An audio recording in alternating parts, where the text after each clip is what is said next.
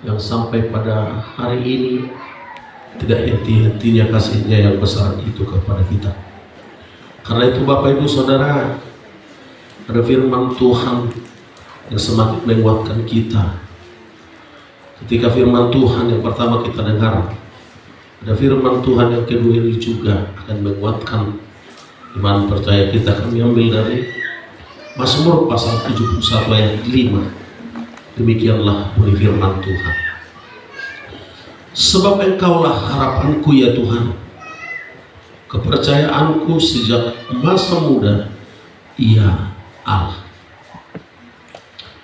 Firman Tuhan yang kita dengarkan ini adalah satu ungkapan yang disampaikan oleh Daud di dalam doa ucapan syukur kepada Tuhan, bahwasanya dia mengingat betapa pertolongan Tuhan dan perlindungan Tuhan yang besar di dalam kehidupannya, sehingga dia sampai mengungkapkan kata-kata yang indah ini untuk memuliakan dan mengagungkan nama Tuhan.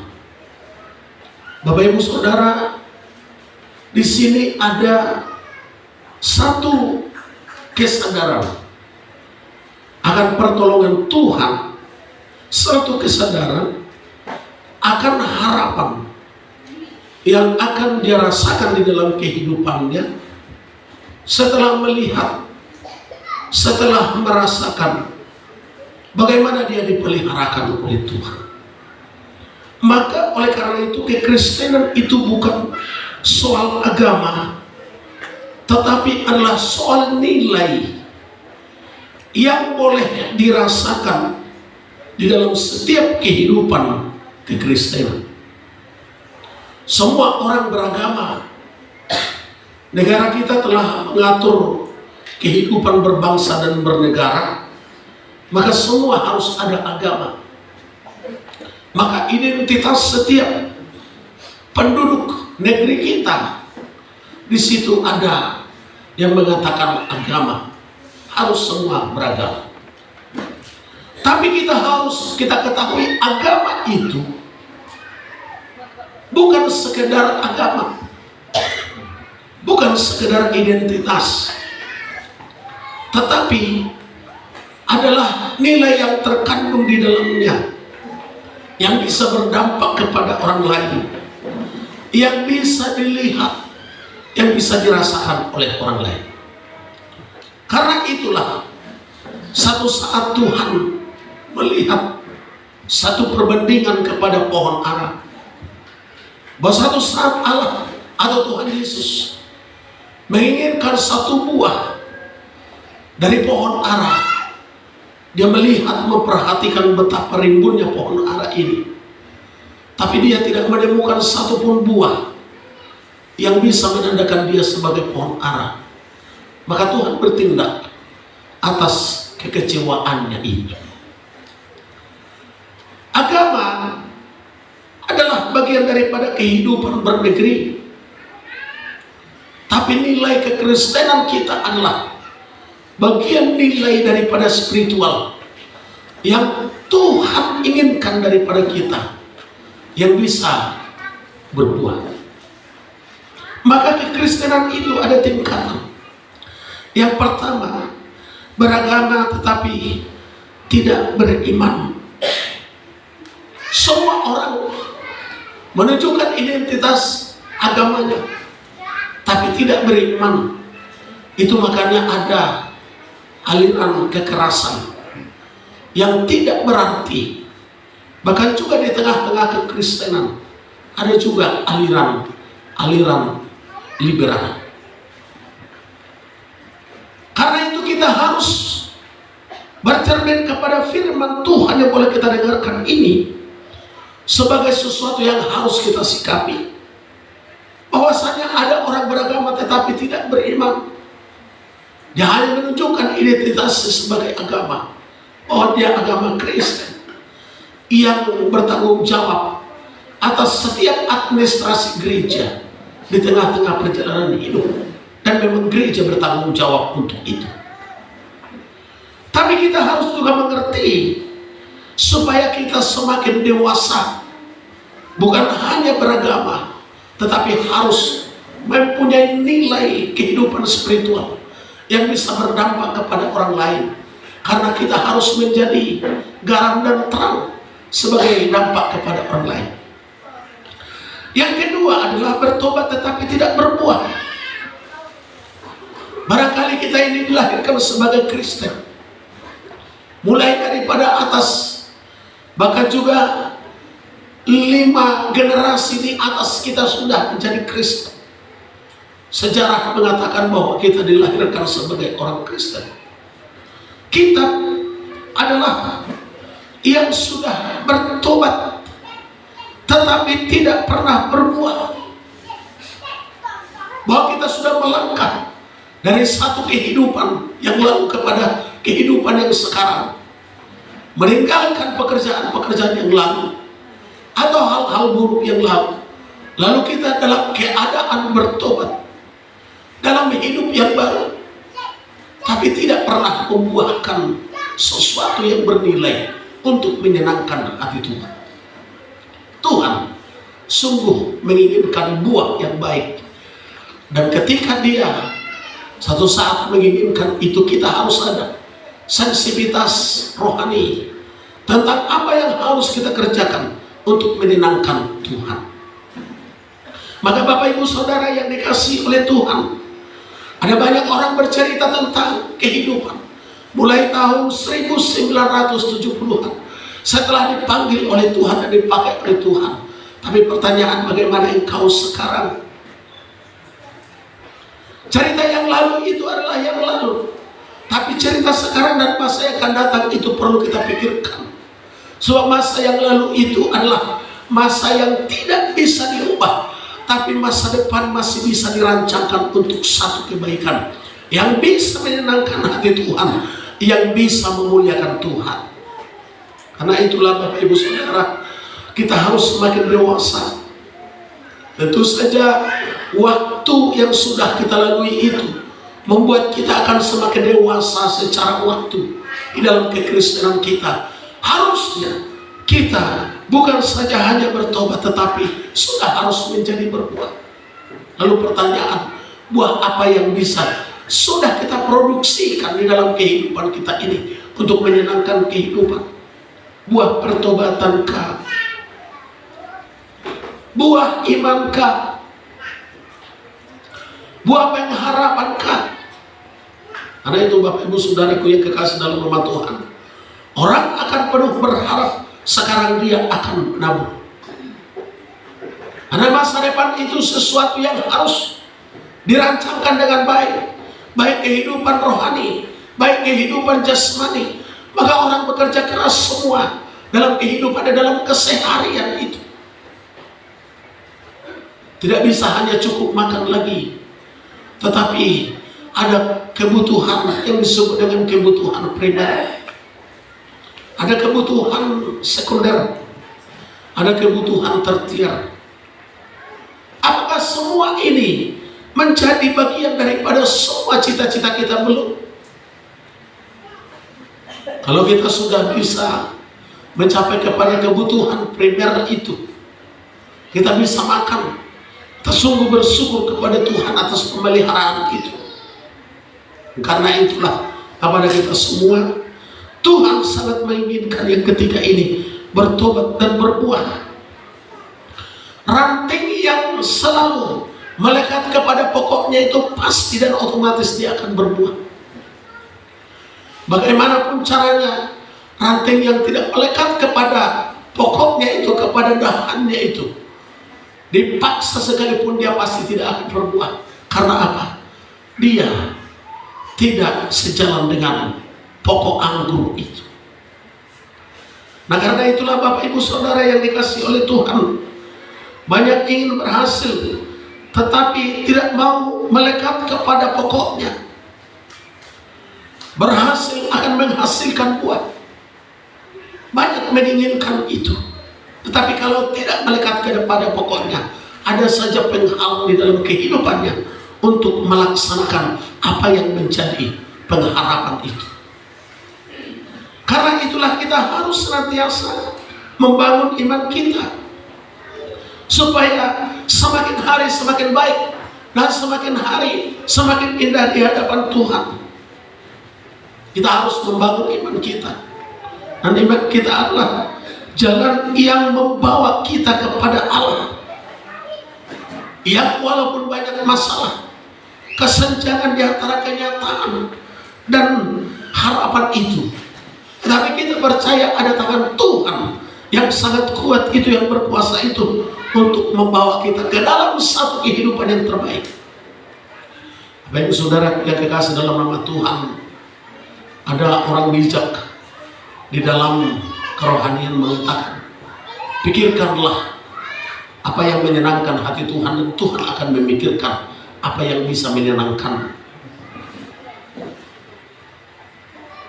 Dalam sisi keimanan kita, apa yang sedang kita pikirkan untuk menyenangkan hati Tuhan? Tentu saja banyak hal. Saya harus memikirkan diri saya untuk tidak dibaca orang lain menjadi jelek. Saya harus menjaga diri saya untuk senantiasa menjadi bisa saluran bagi orang lain, sehingga tidak hanya keinginan kita yang terjadi, tetapi adalah satu hal yang menjadi keinginan Tuhan dan rencana Tuhan yang terbaik bagi kehidupan. Bahwasanya kita ada di daerah ini bukan saja kebetulan, tetapi adalah kebenaran. Kenapa sedemikian? Kalau kita tidak ada di daerah ini, maka daerah ini akan gersang. Semakin banyak orang Kristen di satu tempat, saya percaya akan semakin diberkati satu daerah ini. Saya bisa membandingkan daerah per daerah, dan daerah yang menolak kekristenan, daerah yang menerima banyak kekristenan itu semakin diberkati oleh Tuhan. Tetapi tergantung kekristenan yang ada di dalamnya, pribadi kekristenan yang ada di dalamnya. Ada juga yang menjadi malapetaka karena mereka tidak menjaga kekristenan itu dengan baik. Tapi saya percaya kita adalah kekristenan yang dibangun di dalam pertobatan dan menghasilkan buah pada waktunya, sebab kita tetap melekat kepada pokoknya anggur itu, yaitu Kristus Yesus, yang menghasilkan buah pada musimnya. Iman membawa kita kepada Tuhan sampai di Tuhan. Belum tentu dia mau apa yang kita mau. Ketika iman kita terbawa, membawa kita ke dalam Tuhan atau dekat dengan Tuhan, lantas apakah semua apa yang kita mau dimaui oleh Tuhan? Tidak. Tuhan mempunyai waktu, Tuhan mempunyai kondisi, Tuhan mempunyai kesempatan tersendiri. Sebab kapan dia akan mau dengan kemauan kita, itu tergantung dengan kondisi dia. Maka tidak jemu-jemunya kita harus berdoa, maka tidak jemu-jemunya kita harus beribadah, maka tidak jemu-jemunya kita harus mendekatkan diri kepada Tuhan, supaya apa yang menjadi penghalang seperti yang diinginkan oleh Tuhan kepada pohon ara itu tidak terjadi bagi kita. Tapi sebagai Kristen yang mempunyai nilai dan yang semakin dewasa, akan menyadari apa yang harus dikerjakan untuk memuliakan Tuhan. Bapak Ibu Saudaraku yang kekasih dalam nama Tuhan, tentu saja kita mengetahui iman itu sebagaimana yang tertulis dalam Ibrani 11 ayat 1, bahwasanya bukti dari segala sesuatu, dan bahkan juga dari yang tidak kita lihat. Karena itu Bapak Ibu Saudaraku yang kekasih dalam nama Tuhan, kita harus siap menjadi saksi. Apakah kita menjadi saksi yang bagaimana? Kita harus sama-sama mempersiapkan diri. Belum lagi kita akan membicarakan sesuatu untuk menghadapi tantangan 20 tahun ke depan. Tantangan apa yang harus kita hadapi 10 tahun, 20 tahun ke depan adalah tantangan pelayanan. Dan tantangan ini berhubungan dengan kemajuan fisik, dan kemajuan pelayanan. Bapak Ibu Saudara yang dikasihi dalam nama Tuhan, saya atau kita bersuka cita di awal-awal daripada apa yang kita rencanakan. Tuhan mempersiapkan. Ada tanah kosong di situ, sudah bisa nanti menjadi tempat parkir kita untuk luas.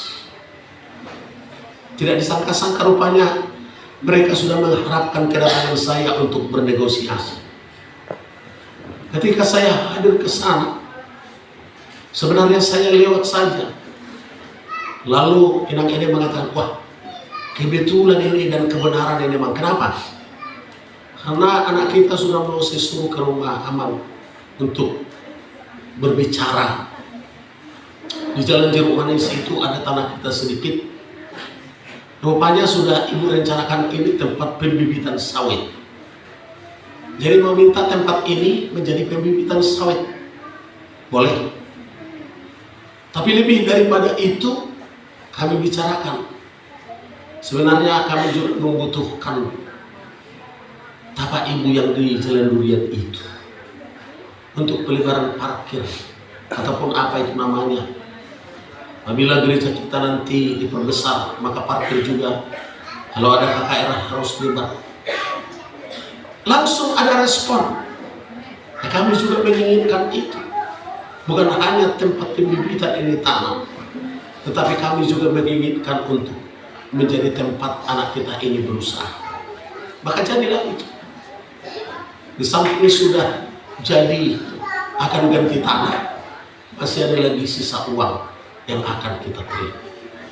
Diawali dengan hal-hal yang tidak terduga. Jadi sebenarnya dua itu harus disampaikan jauh-jauh sebelum. Maka tanpa kita harus berusaha dengan keras saja, maka hal itu akan terungkap pada akhir. Padahal bukan sengaja saya akan begitu jalan cerita, tapi terjadi. Karena itu Bapak Ibu Saudaraku yang kekasih dalam nama Tuhan, iman itu bukan hanya sesuatu yang kita percayai, tapi sesuatu yang bisa terjadi dalam penglihatan kita, dalam hal perjalanan kehidupan kita. Sehingga cerita itu antara awal sampai dengan berikutnya itu ada berkesinambungan. Adakah pelayanan kita ini mempunyai tantangan? Ada. Yang saya panggil pun menjadi pelayan di tempat kita ini, ada yang tidak setia, harus kepada orang lain. Kalaupun seperti itu saya sudah mempunyai kesabaran yang pas. Tapi kalau organisasi berbicara, saya juga harus berbicara secara organisasi. Maka saya akan bertindak dengan hal yang saya mau tanpa mengganggu orang lain, dan dia akan mundur sendiri. Tidak perlu kita harus mempersoalkan sesuatu, tetapi sesuatu itu kita lihat bisa berubah tanpa kita harus bertindak dengan apa-apa. Bapak Ibu Saudara yang kekasih dalam nama Tuhan, kita sedang berkonsentrasi di ABC, memperpanjang gereja kita yang dulunya 14,5 menjadi 25 meter, tambah dengan kamar mandi dan toilet yang membutuhkan dana ratusan juta. Maka satu-satunya akan dikerjakan dalam waktu 4 bulanan. 4 bulan ini disimpan ABC dengan full konsentrasi, lalu akan ke Pecandan Kota Lama diawali paling tidak di awal tahun depan untuk membangun gereja kita di sana. Karena apa? Kepada kita kalau dipercayakan harus dipertanggungjawabkan. Rupanya saya harus mempertanggungjawabkan pelayanan itu, walaupun bagaimana, dengan cara yang elegan. Bapak Ibu Saudaraku yang kekasih dalam nama Tuhan, maka oleh karena itu sebagai anak-anak Tuhan, kita harus mampu mengerjakan sesuatu yang belum terlihat pada hari ini, tapi dilihat di hari depan. Itulah yang disebut dengan harapan. Adakah harapan yang bisa kita lihat, yang bisa kita rasakan di akhir-akhir ini? Orang banyak mengeluh lalu tidak bersuka cita. Tapi orang Kristen yang mempunyai nilai, dia menghadapi kesulitan tetapi mampu bersuka cita, karena bukan dia yang akan mengalahkan itu. Ada Tuhan yang campur tangan untuk mengalahkan kesulitan. Maka dikatakan, kerjakan apa yang bisa engkau mampu. Serahkan kepada Tuhan apa yang tidak bisa kita kerjakan sama sekali, karena dia akan mengerjakan lauk jauh lebih besar daripada apa yang kita pikirkan. Firman ini saya pakai berulang-ulang dalam pelayanan kita. Karena itu Bapak Ibu Saudaraku yang kekasih dalam nama Tuhan, dalam sejarah perjalanan kehidupan kita, kita juga harus jaga. Sebab kita dititipkan Tuhan, diutus Tuhan sampai ke tempat ini berbeda dengan yang lain. Karena apa? Kita dimampukan untuk kita berdiri di atas kaki sendiri tanpa harus orang lain. Bapak Ibu semua berusaha, Bapak Ibu semua berdagang, Bapak Ibu semua ada yang bertani, bisa hidup dalam satu kehidupan yang mandiri atas pertolongan Tuhan. Saya yakin itu. Maka oleh karena itu, syukuri perjalanan kehidupan kita, walau bagaimanapun situasi. Ada bapak-bapak ini yang sekolah, saya bersyukuri. Bapak Aurel juga ada yang sekolah ke kita. Ya, banyak pelayanan kita, tinggal pilih. Di Lintangkah ada, dekat nanti dengan Katolik. Di Penghijauankah ada, memungkinkan di sana untuk dibangun gereja. Di Sumberjayakah ada, memungkinkan di sana. Sebab tangan Tuhan sudah mempersiapkan itu sejak dari awal, bukan akan dimulai. Orang berpikir kita sudah melaksanakan. Itu bedanya Bapak Ibu Saudaraku yang kekasih dalam nama Tuhan. Yang beriman itu diawali dengan satu kesederhanaan dan kemampuan yang rendah, tetapi diberkati oleh Tuhan dengan luar biasa. Dan semua pendeta bisa mempersiapkan tapak gereja sampai puluhan tapak. Gak semua juga Tuhan persiapkan itu, Tuhan percayakan itu enggak. Satu gereja aja belum juga bisa bagus dirawat. Tapi kepada kita diberikan Tuhan kepercayaan yang besar, dan kepercayaan ini harus dijaga. Sebab harapan itu, Daud ini menyatakan sejak muda, saya percaya kepada tangan Tuhan yang besar. Jangan saat muda, mulai dari kecil Tuhan sudah mempercayakan kita hal-hal yang besar sesungguhnya yang harus kita jaga, yaitu nilai kekristenan kita. Tinggal kita bagaimana menyikapi, tinggal kita bagaimana bertindak, tinggal kita bagaimana akan mengakselerasikan dengan baik kepada satu tujuan ke depan yang terindah itu. Dari apa yang bisa kita lakukan hari ini dengan sesuatu yang bisa kita raih di masa depan. Intinya adalah kita tetap merendahkan diri. Intinya adalah kita kerjakan sesuatu itu seolah-olah kita mampu mengerjakan yang besar, walaupun tidak ada pada hari ini. Di simpang habis itu bukan dimulai dengan dana yang sudah besar, enggak. Bisa katakan kita harus membangun ini dengan iman. Tukang harus diperhatikan, bisa bekerja setiap hari. Kita harus kerja, bisa untuk diberkati oleh Tuhan. Sisihkan dalam satu minggu itu untuk sumbangan ke gereja, diberikan pada hari Minggu. Kalau dia bergaji misalnya 151 hari, maka satu hari itu paling tidak seminggu disisihkan untuk pekerjaan Tuhan. Kalau saja masing-masing bisa mengerjakan seperti itu, semua akan bisa teratas. Karena itu Bapak Ibu Saudaraku yang kekasih dalam nama Tuhan, harapkan sesuatu yang besar yang Tuhan akan berikan, walaupun dengan kemampuan yang sangat terbatas. Sebab Tuhan yang bekerja untuk itu. dengan caranya Tuhan yang barangkali hari ini tidak kita lihat, tetapi Tuhan bisa bekerja dengan luar biasa.